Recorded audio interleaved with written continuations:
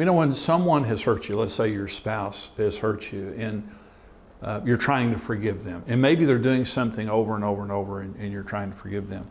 I have a lot of people say to me, they'll say, Jimmy, I keep saying the words, but my heart doesn't change. I still feel wounded. I still feel angry. It's very common. So here's how to forgive. Okay. And the first thing is you have to give the person a high value. Many times when we've been hurt, you know, sometimes we say it, but a lot of times we're just thinking they're a jerk, they're an idiot, you know, they're a witch, whatever. And we give people names, and that gives us the right to devalue them. But everyone's precious in God's sight. Your spouse, God is madly in love with your spouse. Okay? The people that we're angry at, God's madly in love with them. Doesn't mean that He approves of their behavior. I'm not saying that. Okay? So you have to give them a high value. The other thing too is this is what Jesus said. Jesus said, bless those who curse you and pray for those who spitefully use you. Well, I had a person in my life, I'm not a hater, but I had a person in my life that had done a lot of damage to me. I was probably around 29, 30 years old. And this was a man, and he had done a lot of damage to me, and I hated him. And I didn't really try to forgive him. I just hated his guts. I wanted him to die, basically. And it started changing my personality. And Karen told me, my wife told me one day, she said, your personality is changing. And it was. I felt an oppression come over me, okay? And because it was. I mean, there was just this, the anger, all of that. See, the clinical definition of depression is anger turned inward. When you're angry and you can't process it, it will wear your emotions out. A lot of depression is just emotional exhaustion. Your anger on the inside of you is like putting your body on a treadmill and finally you collapse.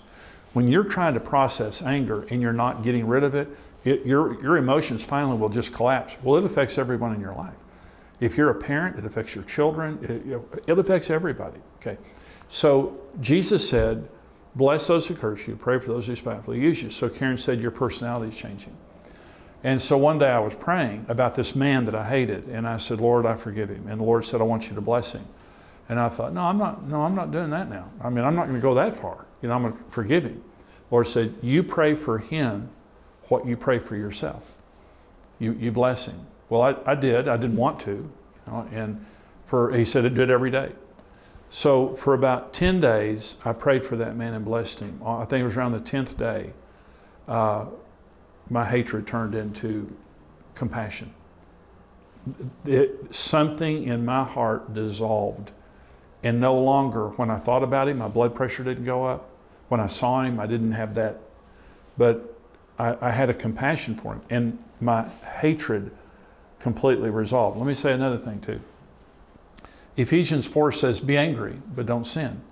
Don't let the sun go down on your wrath, nor give a foothold to the devil. And the word devil there is diablos. It means slanderer. Be angry. There's nothing wrong with anger. God gets angry, okay? But don't sin.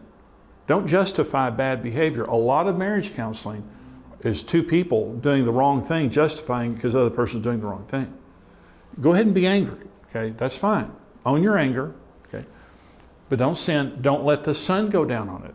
See, today's anger is a very manageable thing. Yesterday's anger is a very bad thing, especially when you had a lot of days of unresolved anger. Well, let me tell you my story. So I forgave that guy that I hated, but my wife and I fought for the first several years of our marriage. We fought a lot. And I went to bed on anger because I would yell at her, which did never work, and then I'd get quiet. I'd get quiet for 2 or 3 days, not talking to her, trying to punish her. That never worked either. But I went to bed on anger hundreds of times. And when the Bible says if you go to bed on your anger, you give a foothold to diablos, what it means is, when you go to bed on anger, the devil, what makes the devil so dangerous is he's stealthy. Remember, he took the form of a serpent in the Garden of Eden because that's his nature. He's stealthy. Stealthy means this. Snakes are dangerous because you don't know they're there. They're camouflaged. They blend in.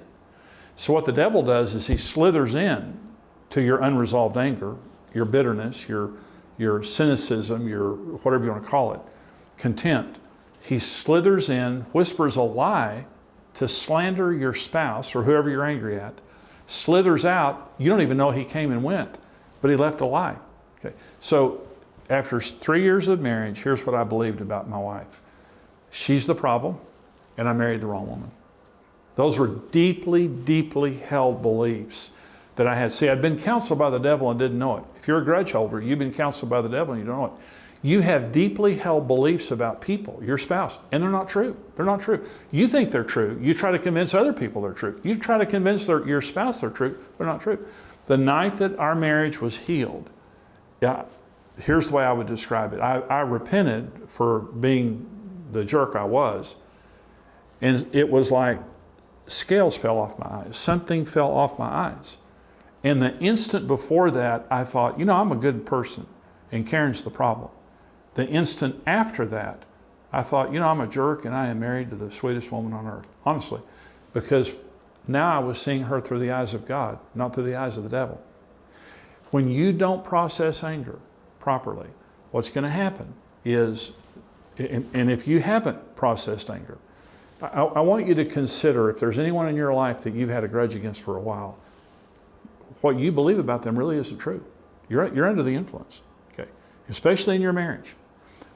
I have to guard my heart. So listen, so my spouse does something wrong and I try to talk to them about it and they won't let me talk to them about it. I've got to devil-proof my heart.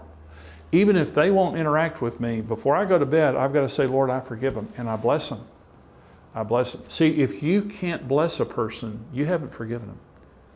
I forgive them, I bless them, Lord, and I pray that you'd protect my heart. What this means is, God will protect your heart. You're going to be walking in truth, and you're going to be walking in love, and God can work through you now to reach your spouse. This is what happened in my marriage. This is why my marriage was healed. My wife, rather than reacting to me, she turned to God, and God used her to change me.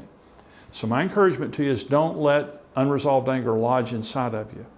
Don't become a repository for anger. Process it. Own it. Don't sin. Get rid of it. And your marriage and your life will be blessed as a result.